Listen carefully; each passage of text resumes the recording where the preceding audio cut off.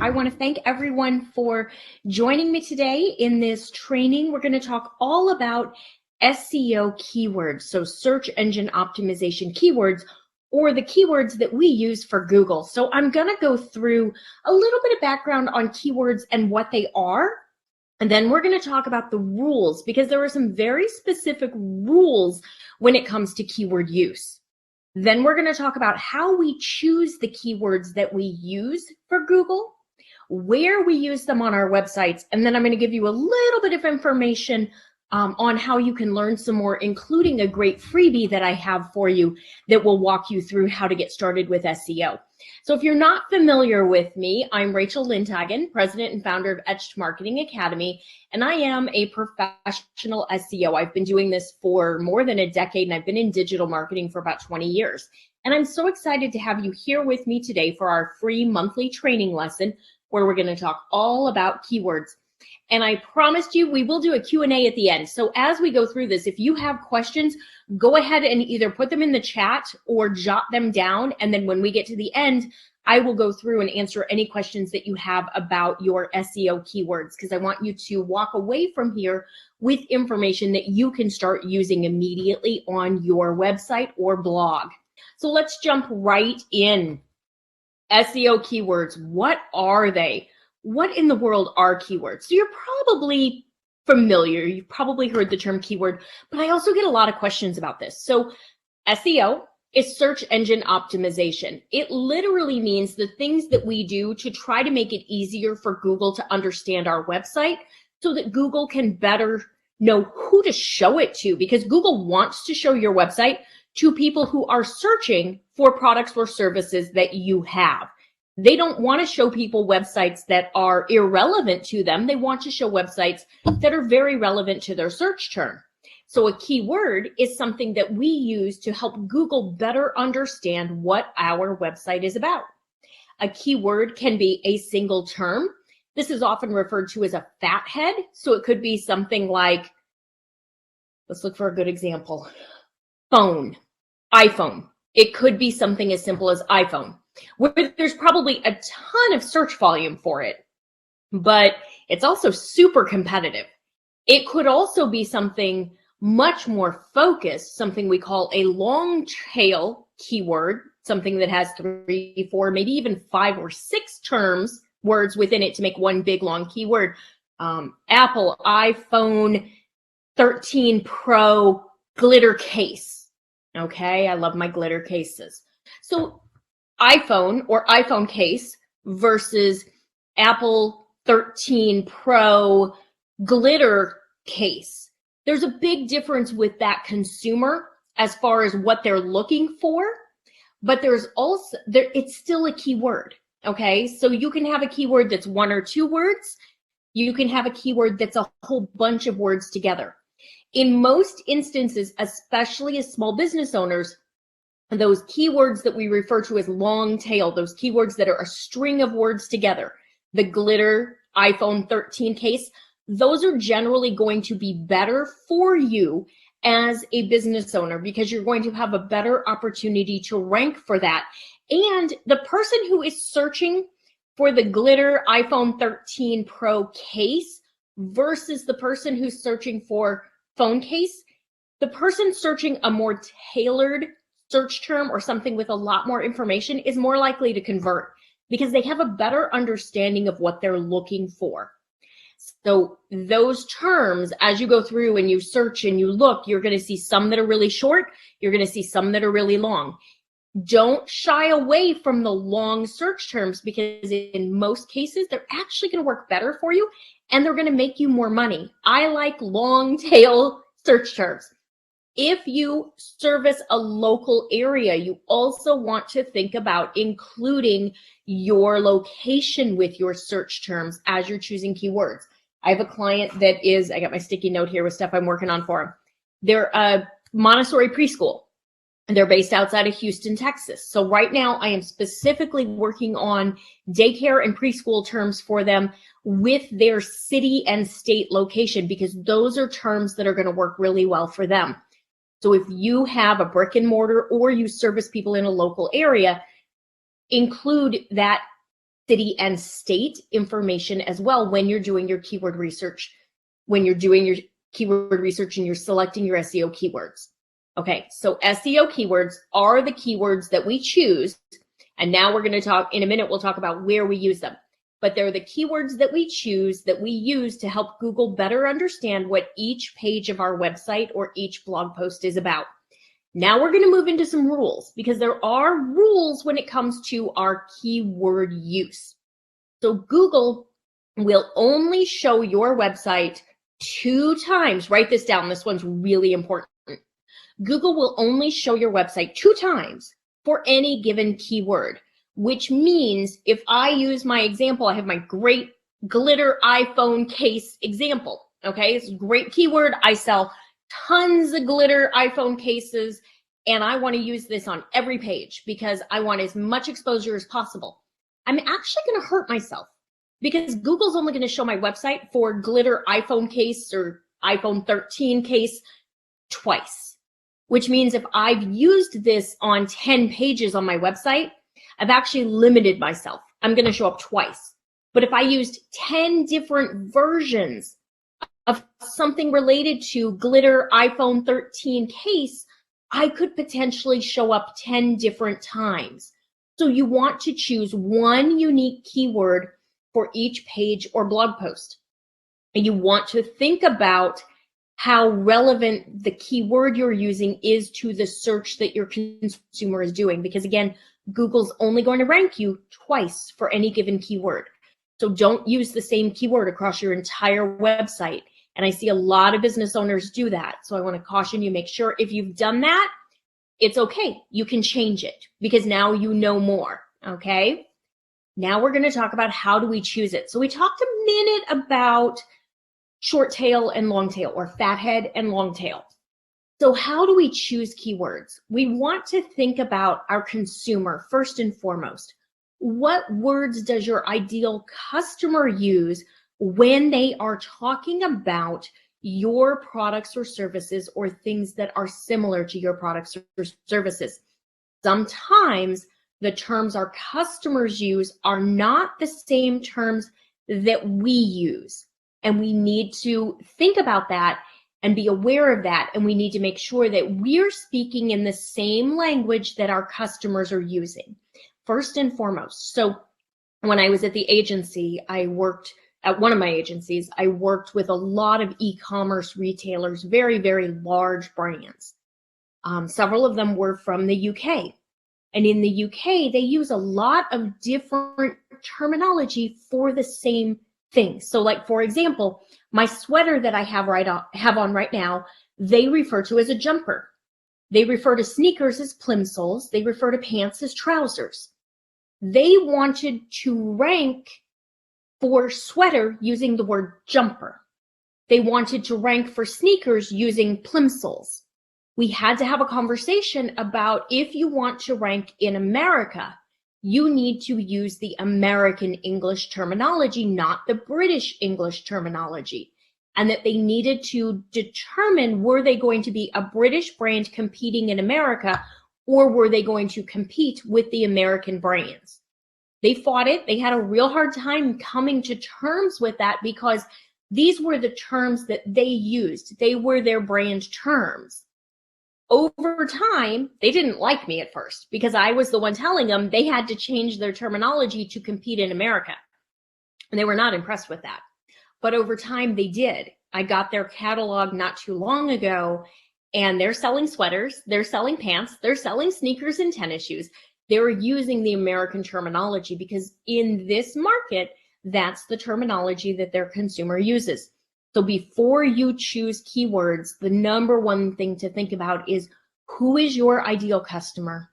What do they say, or what would they be searching when they're looking for a product or service related to something that you offer? Okay, that is the single most important thing to start with, because if we don't optimize for the terms that our customer is searching for, we're not going to show up for them. And then Google can't help us get more traffic, because if we're optimizing for words they're not using, we may rank, but if nobody's searching for that word, it's not going to help us. Okay, so think about your consumer.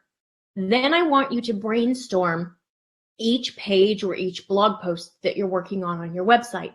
And I want you to think about what term would your consumer be searching for when it applies to that product or service. So let's do an example for the preschool. We're working on some terms that are, while they're a Montessori preschool, we're also working on terms related to regular preschools and preschools in that area. So we're doing things about how to choose the right preschool, what age your child should start preschool. We're also doing some on what's the difference between Montessori and traditional preschool. So you really want to think about your consumer. What would they be searching? What terms are they using? Then you want to go, so you'll go into a search tool. You can use Google. They have the keyword search tool. It's free. You do have to access it through Google AdWords. You do have to create an AdWords account, but you do not have to create an ad. They changed it a few years ago. I hate that they put it into AdWords, but that's what they did. You can use a tool called Small SEO Tools. You can use Uber Suggest. There are a number of them that you can use. Most of the paid sources have a free tier where maybe you can search 4 or 5 or 6 terms in a day. I like Google Keyword Planner because it's free, it's direct from Google, and it does not limit how many terms you can search in a day, but it's not as user-friendly as some of the other keyword tools. So play around with them, find the one that you like. There's also Moz and SEMrush. Just search SEO keyword tools and you'll find a bunch of options. Play around with them and determine which one that you like. From there, you're going to start searching the word you're thinking about using for that page or that post, or what that page is about or what that blog post is about.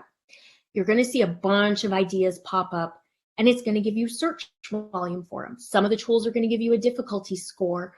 In Google, it's going to tell you competitiveness, and it's going to tell you cost per click. That information is specific to paid search.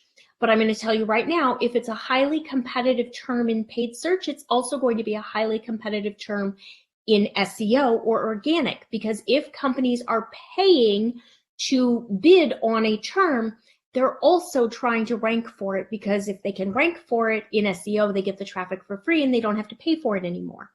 So definitely pay attention to how competitive is the term. Once you have a word that you think looks like it's got pretty good volume, it's very definitely something your consumer would use, it's tied to your business, I want you to go over to Google and I want you to type that word in. And I want you to see who shows up on page 1. And who's on page 1 is really important, because consumers don't go to page 2. You have to be on page 1 in order to get the traffic. So keyword itself, like when we look at it and we see who's on page 1, those businesses are going to be the ones that are going to get the traffic. 99% of the traffic only ever looks at page 1. So we have to be there. By rank on page 1, I mean that we have to see where our website can land on page 1 for the term that we're looking at. So we're going to look at that term. What I want you to see is, are those websites similar to you? Are they ones that you're familiar with? Are they competitors of yours? Or are they really big businesses? If you look at a website, if you go to Google and you type in a word, and the websites that come back are businesses that you're familiar with because they're in the mall, they have multiple locations across your town, or they're large businesses, you need to look for a different word. You're not going to rank for that one. It's too competitive, because most of us as small business owners are not going to have very highly authoritative websites from Google's perspective. We're small. We're not going to compete with the big guys. And there's nothing wrong with that. We can find terms where we can rank, meaning we can show up on page 1. We want to show up as high as possible, positions 1, 2, or 3 on page 1, because position 1 gets on average about 37% of all search traffic. So if there are 1,000 searches a month for a keyword that you're looking at, and you can rank in position 1, you should get around that 370 searches, so 370 visits from that one single keyword. If you're in positions 1, 2, or 3, they get about 60% of the traffic. So being at the top of page 1 is really important from a success standpoint when it comes to your keywords. The higher you rank on page 1, the more traffic you get from that keyword, okay?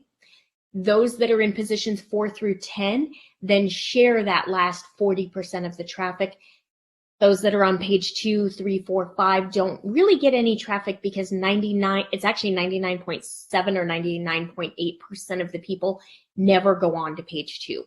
So it's really critical that you are choosing a keyword where you can rank on page 1. I actually teach an entire module on how to choose the right keyword in my full SimpleSEO program. So if you're curious about learning more, I'll share some information with you at the end where you can learn more about that program. But it's an entire module because that's how important choosing the right keyword is. Because when we choose keywords and we optimize, and I'm going to walk through in a minute how you optimize it, when we choose a keyword and we optimize for it in Google and we rank for it, we get more traffic. When we choose the wrong keyword and we optimize for it and we do everything right, we still won't get traffic because our website won't show up on page 1, so nobody's going to find us. So it's really, really important that you choose the right keyword, which is why I put so much focus on it in the course, because it's absolutely critical to your success. No pressure at all, right? None at all. So where do we use these keywords? Now that you've found one and you've written you've chosen it and you've done the research and you've checked Google and you feel confident that you can rank for that keyword, now it's time to get to work. So what you're going to do is to go into your web platform, whether you're on Squarespace or WordPress or Kajabi or Showit, and you're going to customize your title tag and your meta description for that page. Your title tag and meta description show up in the Google search results when someone is searching for a keyword, and the words that you're using that they've searched for show up in bold. Your title tag shows up above your URL. Your meta description shows up just below your URL. So these are the two things that are going to hopefully entice someone to click on your listing to then come through and look at your website. Your title tag, you're going to want to write this down. Your title tag is a maximum of 60 characters. That does include your spaces. So you have 60 characters to work with, including spaces. You should use your keyword in there. You should also use your business name. Now, if you can add in a call to action verb, shop, learn about, discover, find out, we can see an increase of up to 30% in the click-through rate, meaning the number of people who see it and click to go through to your website just because of having that call to action verb. So if you can fit it in there, it's great. We can't always fit it, but if you can, it's really good. Why do we want to keep it under 60 characters? We want to keep it under 60 characters because Google will truncate after that 60 character mark, and it's somewhere around in there where it'll start to truncate. That means they'll put the ellipses. That means you no longer have full control over what your potential customer sees in the Google search results. So you want to make sure you're optimizing your title tag, keep it under 60 characters, include your business name, include your keyword, and then if possible, go ahead and include a call to action verb. And the next thing you're going to do is to create your meta description. Your meta description is 160 characters maximum. That also includes your spaces. You want to write this in sentence format. You want to think of it as an introduction. You want to give them a little more information about what your page is about so that they will hopefully be inclined to click through to go to your website so that they can learn more about your business. And do people click through and go to websites? Yes. When people search, so I don't have my notes right in front of me, 3.5 billion searches a day on Google, I believe. And they've said that 50% of people who search actually discover new businesses or new companies based on the search. So yes, this can make a huge difference for your business. So you're going to write your meta description. You're going to hopefully entice them to come through to your website. You're going to give them a little more information about that page, that blog post, that product, whatever it is, so that they want to come and click. So those are the first two things you're going to do for your SEO. Those are called your SEO. Those are your optimization elements, your title tag, and your meta description. Then on your page itself, you're going to make sure you have copy. You want to have SEO friendly copy. That means you want to have copy that uses your keywords in it. Now, some people will tell you, use your keyword 6 times, use your keyword 8 times. I don't believe in doing that, because that's how we end up with copy that feels really weird and stifled. I think it's more important that you write your copy and you tell your customer exactly what they need to know. Anticipate their questions, provide great value for them, give them the information they need to know, because the reality is you're going to naturally use your keyword when you write this way, because you're writing about whatever your keyword is, right? So you're going to give them that value and you're going to use your keyword. After that, you can go back and edit it and read it out loud to yourself, and you will be able to tell, did I put it in too many times? Could I add it another time here? What should I do? So you can always adjust. You want to make sure you've got it in your first paragraph. You want to make sure you're using it a few times in your piece, but I'm not going to tell you use it 8 times. Use it as it falls naturally as you write. Go back and reread to make sure that it feels good. It does not feel stuffed, where we've all seen it. Copy where like, this red hoodie is such an amazing quality red hoodie. You will feel great in your red hoodie when you wear it with your sweatpants. And they've used the word red hoodie 3 times in a sentence. Like, it's awful. Nobody speaks that way. Nobody writes that way. Don't optimize that way, because Google knows whether or not you're writing for the search engine or the person, and they want you to write for the person. They want you to write for your customer, and they've gotten a lot smarter over the years. The search engine's gotten much smarter. So write for your customer. So we've done the title tag, the meta description, we've written our copy. Now we're going to use our header tags. So if you've not used them before, I want you to start using them to break up the information on your page or in your blog post. This makes it easier for your customer to read. It increases your readability. It hopefully keeps people on your page longer, because these are important factors to your SEO. But more than that, it's another way for you to signal to Google what this page is about, especially when you use your keyword in your headers. So by default, most website or blog platforms use your page title as your H1 tag. So if you're on WordPress, it's definitely the case. Whatever you title your page is your H1 tag. You generally can only change out your H2 and H3 tags. Now, they technically go H1 through H6.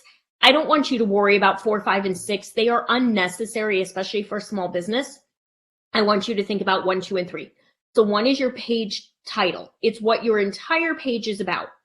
H2 is your paragraph heading. So how you break out. So think back to elementary school when you had to write a story, and that story had to have 3 subpoints.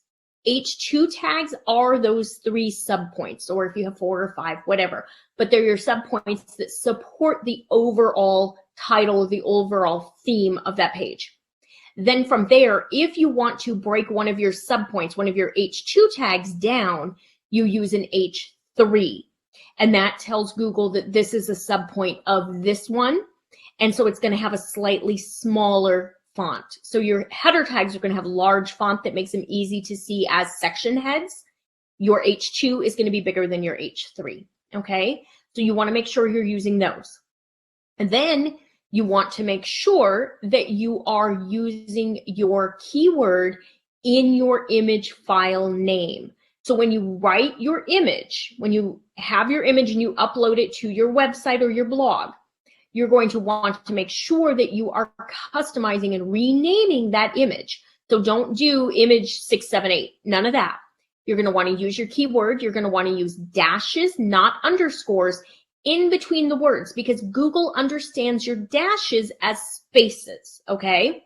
So you're going to want to use gold dash iPhone or gold dash glitter dash iPhone dash 13 Pro dash case. And I know it's long, right? It just got very long. Now we're going to make it even longer, Because if you want the bonus, you want to show up in Google image search when people are searching for that keyword or your business name. Now you're going to add your business name to the end of that, and you're going to include dashes between the words. So dash etched, dash marketing, dash academy. I have some image file names that I swear are this long. It really doesn't matter. Nobody's going to look at your image file names but Google. And Google will then understand these are the keywords that it's about. And this over here, this is the business name. Google just sees it as all the businesses, but then, or as all words. But then when people search the keywords or they search the business name words, it shows up in Google image search. So if you go and you do this, you have a lot more visibility in Google. And we want to have visibility because visibility is how we get more people familiar with our website and more people coming to us.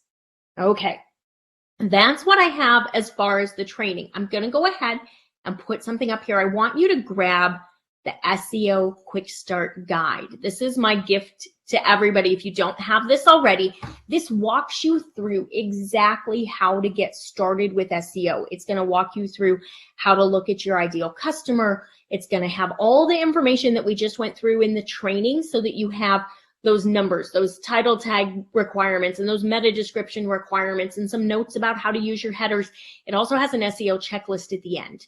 That's going to give you the opportunity to have some great information at your hands. Now, when you get that, it's going to also give you an opportunity to join the SEO Quick Start class, which is a quick training that walks you through exactly how to do everything we've just talked about on your homepage so that you can start ranking better on Google and start getting more traffic. It's not the full class, but it'll just give you enough to get you started. It's maybe an hour total to go through the class and then start doing the work on your homepage. I'm going to remove this one now, and I'm going to give you information on SimpleSEO. If you are curious and you would like to learn about my full SEO training program, this one walks you through everything you need to do. There's 6 modules. There's about 30 lessons. It's on demand, so you can binge watch it over a course of a couple of days, or you can do it 1 module a week, whatever works for your schedule. This one is going to teach you exactly what you need to do on every page of your blog post, your blog, or your website, so you get maximum SEO efficiency and maximum SEO results. If you have any questions about either course, you're absolutely welcome to send me a note. And then I'm going to go through and see if there's any questions here. I've got a few of them. If you have more questions, go ahead and type them in here. So we talked about explaining what you mean about rank for a keyword. So when we say rank for a keyword, I literally mean, can your website show up on page 1 in positions 1 through 10 for that particular keyword? Google is going to show the most important, or the websites it believes to be the most authoritative, higher. So the websites that people respond well to, the websites that people spend more time on, that they're more engaged with, and the websites that they think are more authoritative. So as small business owners, we have to look for those keywords where we have a better chance of ranking for them. And like I said, I teach an entire module, including my not patented, but my personal system that I've used and refined and used over the last decade with clients to determine what terms they can rank for. So I do teach that in SimpleSEO. I have another question here. Do they also grab tags added to the photos of the website? They don't necessarily grab your tags, but they do read your image file name. So make sure you're using, like we talked about, make sure you're using your keywords, and then bonus, make sure you're using your business name so that you show up in Google image search for either keyword searches or your business name, because either one gives you more visibility and more opportunity to have people find you. You have a YouTube channel, Jennifer. The principles are very, very similar. I also have a YouTube channel. I do a lot of this. What I would recommend, though, for YouTube is that you use a different search tool and use one that is specific to YouTube search. So you're probably going to want to use TubeBuddy or something like that. TubeBuddy is the one that I use for YouTube. But yes, principles are the same. You're going to research for your keyword. You are going to use that in your video file name. You're going to use it in your video title. You're going to use it in your video description. you're going to want to then follow all SEO best practices for YouTube. YouTube is phenomenal because YouTube is the second largest search engine, only behind Google. So if you are using YouTube and you're using SEO, you can definitely make an impact. Does Google understand abbreviations? I'm a licensed massage therapist. Do I need to use that, or can I use LMT? Today, Google should understand LMT. At one point in time, no, it would not have, but they have made so many updates that Google does now understand some abbreviations, some synonyms, things like that.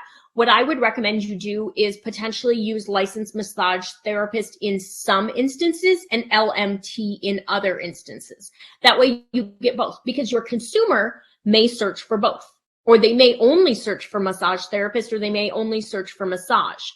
So you may want to look at using even 4 variations of that, which would allow you to connect with even more people. So I would look at an LMT, licensed massage therapist, massage, and massage therapist potentially, and look at the search keyword research tools to see how many people are searching for them, how competitive are the terms, and then go back through Google and see, does it look like I could rank for these, and really work to make the decision as to which one you want to go after. And then you can potentially, if they all 4 have potential, you could use them on 4 different pages of your website, which would then allow you to get traffic in from those 4 different pages. So could be really good for you. Imagine if you could do that and be in position 1 for 4 different words that each had over 1,000 searches a month. So you had that 370.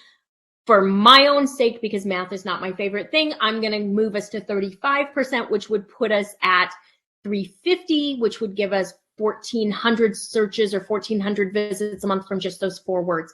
Yes, the longer SEO course has lifetime access.